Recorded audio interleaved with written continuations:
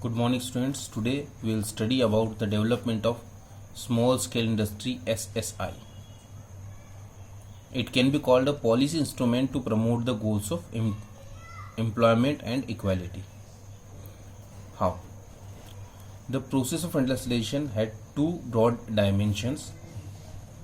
Growth of large scale industries. The process of industrialization goes in two dimensions. First, the growth of large scale industry. It means the iron and steel industry, transport and communication to generate infrastructure and facilities.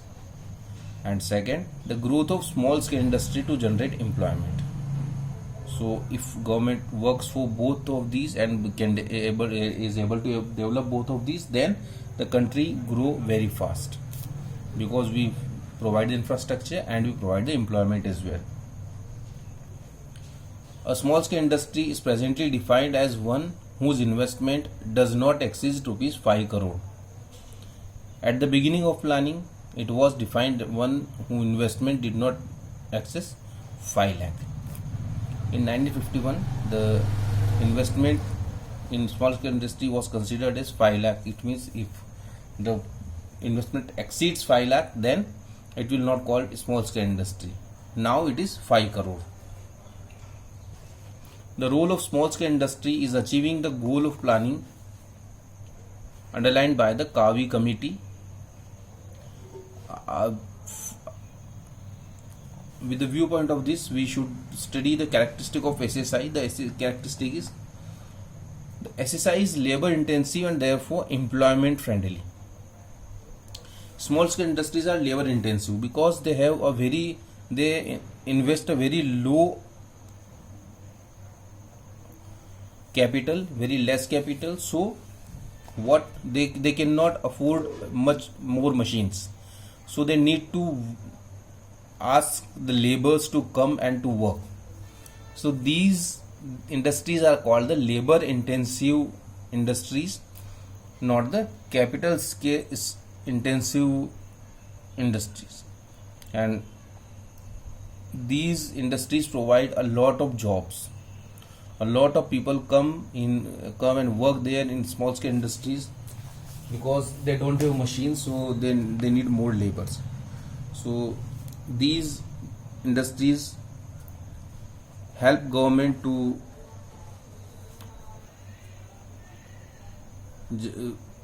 generate employment.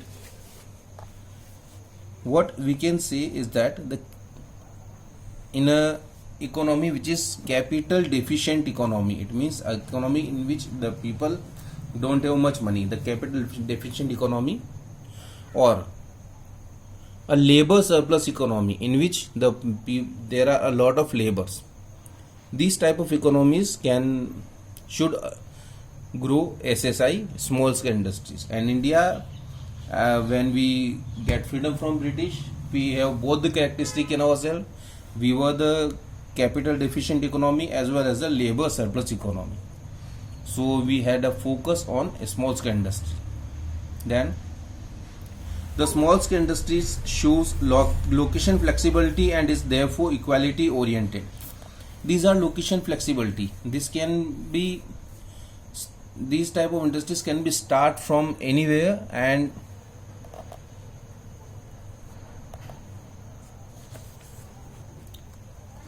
this can be shifted to anywhere at any time. So these industries, and it provides employment in the area where these are in function. So these industries provide the equality to the society. It provides employment in different areas of the country regularly. Then SSI needs small investment, is therefore equity oriented, because these needs a small investment, so anyone can invest and start an SSI. So these are equity oriented. This brings equality in the society as compared to large scale industry. The features of the strategy of industrial growth during the period 1950 and 90 and its good and bad effect. We will first see the salient features. The enterprises were to play a central role in the process of industrialization. Public enterprises, government had a key role. Then private enterprises were to play only a secondary role in the process of industrialization, and that too under the permit or license Raj. They need to take a lot of permissions, and then they can start their industries. Process of industrialization focused on import substitution.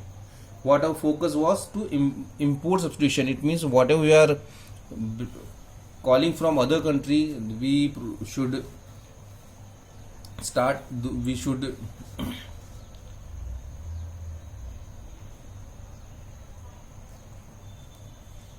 produce those items only. As far as possible, domestic industry was to be protected from the foreign competition. For that, what government done? Heavy taxes on imports, fixation of import quota, that more than this quantity cannot be imported from other country. So these were done. Then large scale industry was to be developed with a view of building an infrastructure base in the country, and small scale industry was to be developed with a view of achieving the objective of small employment and equality. These were the main features of the policy which were taken up by the Indian government from 1950 to 90. Now the good effect of this policy. Economic growth got a big push. Industrial output recorded a significant rise. There was about 6% annual increase in output during the period of 1950 to 90. So we can say that we have a good growth rate in this period. There was a marked diversification in the industrial sector. The then sunrise industry, it means the electronics. Sunrise industry is the industry which is considered the most growing industry in the world. Right now, IT industry is considered as sunrise industry. At that time, it was the electronic industry.